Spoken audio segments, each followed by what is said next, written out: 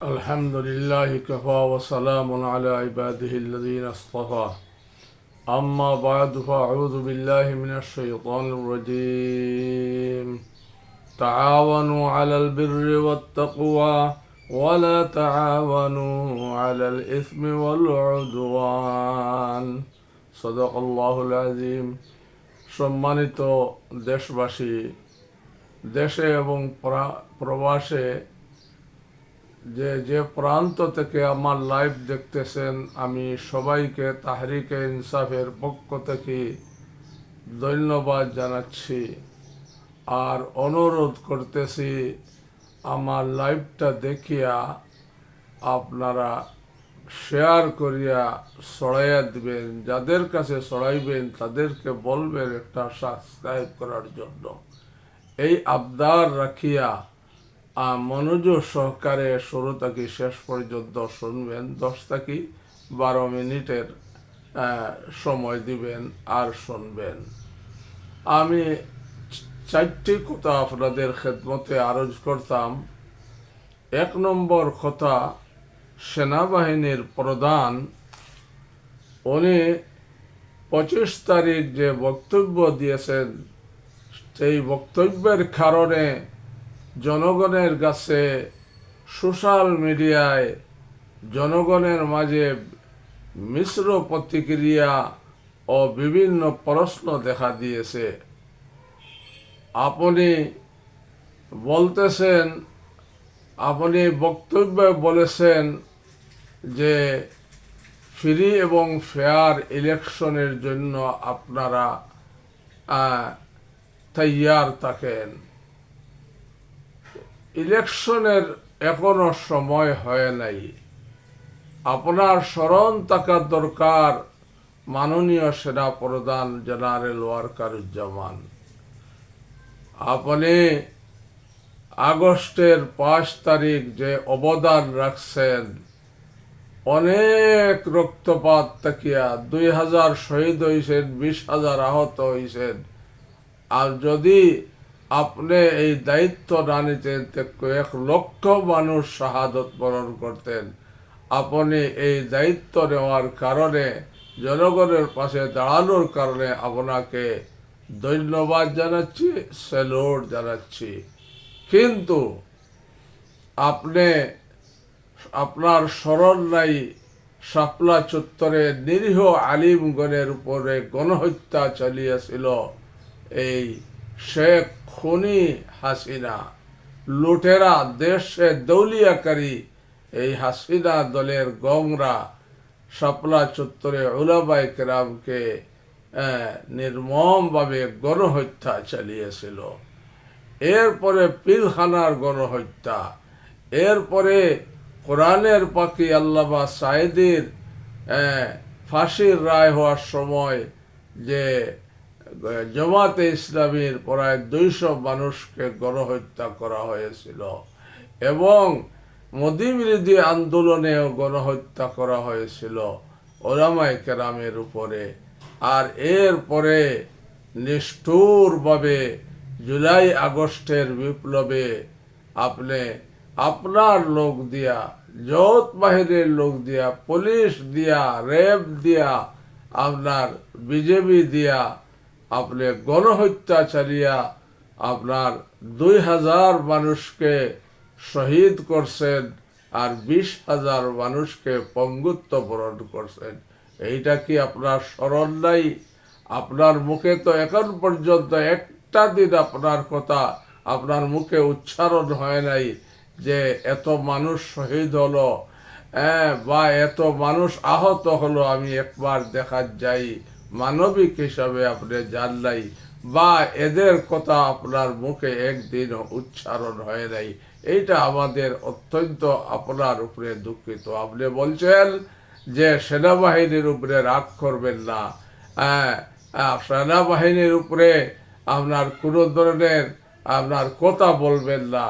আপনি সেনাবাহিনী হওয়ার আগে জেনারেল আজিজ, জেনারেল ময়েন এবং জেনারেল শফিউল আলম, তাদের কি অবদান ছিল এই সরকারের পক্ষে আপনি এইটা স্মরণ করেন। আপনাদের উপরে মানুষের আস্থা হারিয়ে গিয়েছিল। যদি আপনি আপনার 25 তারিখের বক্তব্য আপনি সঠিক হন, আপনি দেশপ্রেমিক হন, ভারতের প্রেসক্রিপশন যদি আপনি বাস্তবায়ন না করেন, দেশের মানুষের সাহায্য করেন, তো যেভাবে আপনার আগস্টের 5 তারিখ আপনি মানুষের পাশে দাঁড়িয়েছিলেন, আপনি ভারতের কোনো দালালি করবেন না, ভারতের রোরকে আপনার বাংলাদেশে কোনো প্রশ্রয় দিবেন না, ভারতের বিরোধিতা আপনি করতেই হবে। কারণ আওয়ামী লীগ ফ্যাসিস্ট সরকার ভারতের তাবেদারি করিয়া ভারতেই বসাইছিল, ভারতের একটা অঙ্গরাজ্য ছিল। এই জন্য যদি আপনার বক্তব্য আপনি মনে করেন যে আপনি ভারতের প্রেসক্রিপশনের বাস্তবায়ন করছেন, তাহলে আপনি বুকার স্বর্গে বাস করতেছেন। আপনাকে অনুরোধ জানাচ্ছি, আপনি এই দেশপ্রেমিক হন, আপনি দেশকে বাঁচান, আপনার সব বাহিনীকে নিয়া আপনি যে আপনাকে ম্যাজিস্ট্রেসি পাওয়ার দিয়া আপনার মাননীয় প্রধান উপদেষ্টা জনাব ইউনূস সাহেব আপনাকে ম্যাজিস্ট্রেসি পাওয়ার দিয়া যৌথবাহিনী মাঠে নামছেন, কিন্তু আমরা ভালো কোনো ফল আমরা দেখতেছি না। যেভাবে চুরি, ডাকাতি, ছিনতাই, রাহজানি, মানুষ হত্যা, মারামারি, কাটাকাটি এই সব হইতেছে, বিগত সরকারের লোক মিছিল মিটিং করতেছে, আগুন সন্ত্রাস করতেছে, এই সব কিছু আপনারা দেখতেছেন, কিন্তু তার কোনো প্রতিকার করতেছেন না। আমরা দৃশ্যমান কোনো ফলাফল দেখতে পাইতেছি না, অথচ আপনার ম্যাজিস্ট্রেসি পাওয়ার নিয়ে আপনার যৌথ বাহিনী পরিচালনা করতেছেন।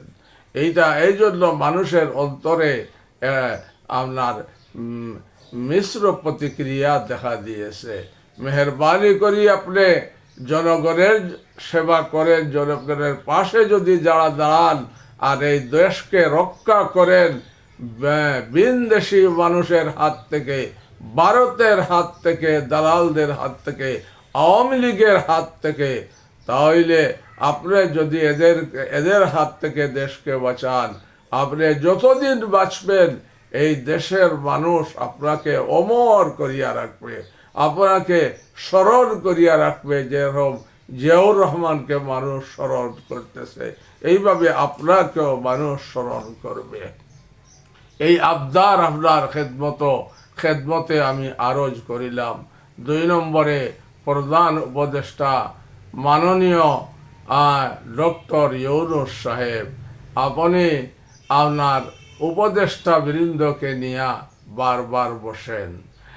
আপনি যে ডিসিশন নেবেন, আপনি আর এই ডিসিশনে কাজ হবে যত সময় পর্যন্ত আবার আমি ডক্টর ইউনূস সাহেবের কথা বাদ দিয়া জেনারেল সেনাবাহিনীর প্রধানকে আমি বলতেছি, যত সময় পর্যন্ত আপনার এই 5টি গণহত্যার বিচার না হয়েছে, সংস্কার কাজ 6টি কমিশন গঠন হয়েছে, এই সংস্কার কাজ শেষ না হবে এবং এই সমস্ত গণহত্যার বিচার না হবে, ততক্ষণ পর্যন্ত নির্বাচন করা যাবে না। যদি আপনারা এর ভিতরে নির্বাচন তড়িঘড়ি করিয়া করেন, তাহলে যে এত মানুষ শাহাদত বরণ করেছে, এত মানুষ পঙ্গুত্ব বরণ করছে, তাদের সাথে বেঈমানি করা হবে।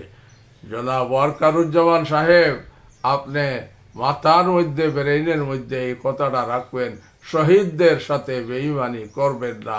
আপনি তাদের পাশে দাঁড়ান, চিরদিন আপনি অমর হইয়া থাকবেন মানুষের হৃদয়ে।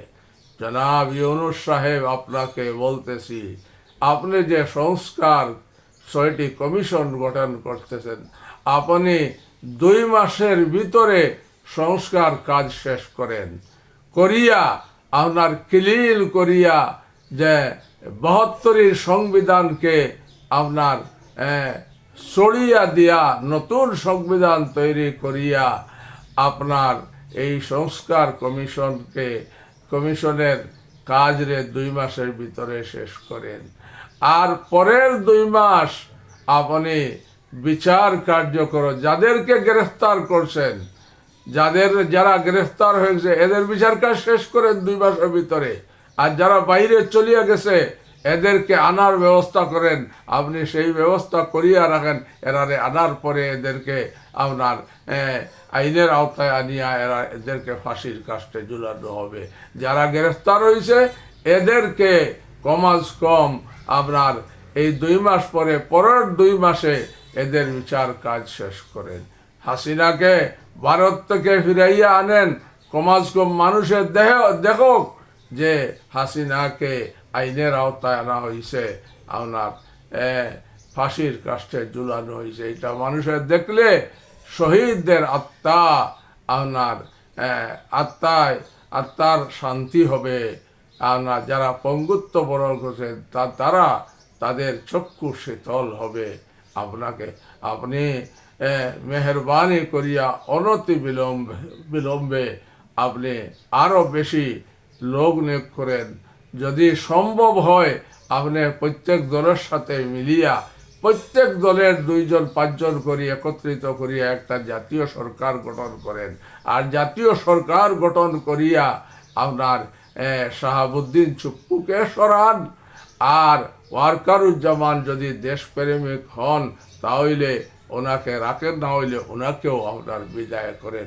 আর না হয় এই দেশে শান্তি আসবে না। এই দেশ এইভাবে একটার পর একটা আপনার বিগত এই যে আওয়ামী লীগের লোক যারা পলায়ন করছে এরা দেশকে দেউলিয়া করিয়া কোটি কোটি টাকা নিয়া এই টাকা দিয়া খুনিকে ওড়া করিয়া কোনো জায়গায় আগুন লাগাইতেছে, কোনো জায়গায় হত্যা করাইতেছে, কোনো জায়গায় আপনার ডাকাতি করাইতেছে, এই বিভিন্ন জায়গায় মিছিল বাইর করতেছে, মিটিং করতেছে। এই টাকার বিনিময়ে আমি প্রত্যেক দল, যত দল আছে প্রত্যেক দলের কাছে বলবো আপনারা মেহরবানি করিয়া আওয়ামী লীগের কাছে আপনাদের মাথা বিক্রি করবেন না। যে দলের মধ্যে আওয়ামী লীগের লোক দেখা যাবে পাওয়া যাবে সেই দলকে মির্জাহর বলিয়া আখ্যা দেওয়া হবে, আর এই দলের পরিণতি তাই হবে যে পরিণতি আপনার বিগত সরকারের বেলায় হয়েছিল, সেই পরিণতি হবে। আর শেষ আপনাদের কাছে পুলিশ ভাইদের কাছে আরজ করতেছি, আপনারা ভয় পাইতেছেন, আপনারা ভয় পাবেন না। আপনারা জনগণকে বলতেছি খবরদার পুলিশের উপরে হামলা করবেন না। আর পুলিশ আপনারা ভয় পান, আপনারা নির্ভয় কাজ করেন। যদি আপনারা দোষী না হন, দোষী হইলে বিচার হবে, আর যদি নির্দোষ থাকেন তাহলে আপনারা বিনা ভয়ে আপনার কাজ চালান, মানুষের সেবা দেন। আর যে আপনাদের মধ্যে যে মানুষের মধ্যে অসন্তোষ দেখা দিছে, আপনারা এইটারে আপনাদের কার্যকলাপ দেয়া আপনারা এইগুলা দূর করানোর চেষ্টা করবেন। এই আবদার আপনাদের খেদমতে রাখিয়া আমার লাইভটারে শেষ করতেছি। আমার এই কথাগুলা আপনার সমস্ত মানুষের শুনবেন, আর এই দেশকে বাঁচাইবেন, এই দেশকে নিরাপদ রাখবেন। 1 ইঞ্চি মাটিও আপনার এই দেশের কেউ দখল করতে আসবে না। যদি কেউ এই দেশের দিকে চোখ রে আপনার উঠাইয়া দেখে, তাদের চোখ উপড়ে ফেলা হবে। যদি কোনো দেশ ভারতীয়রা এই দেশের দিকে আঙ্গুল উঠায়, তাদের আঙ্গুল আপনার ভেঙে ফেলা হবে। এটা জানিয়ে দিলাম। আমরা অনেক যুবক আছি, প্রায় 10 লক্ষ যুবক আছি, আমরা তৈয়ার আছি, আমরা জান দিতে প্রস্তুত। আমরা একটা কথা মুসলমান বীরের জাতি আমরা জানি, মরলে আপনার শহীদ আর বাঁচলে গাজী। এই কথা স্মরণ আপনারা রাখবেন। এই আবদার আমি আপনাদের খেদমতে রাখি আবার করতেছি। আমার লাইভটারে সাবস্ক্রাইব করিয়া শেয়ার করি ছড়াইয়া দিবেন। আসসালামু আলাইকুম ওয়া রাহমাতুল্লাহ।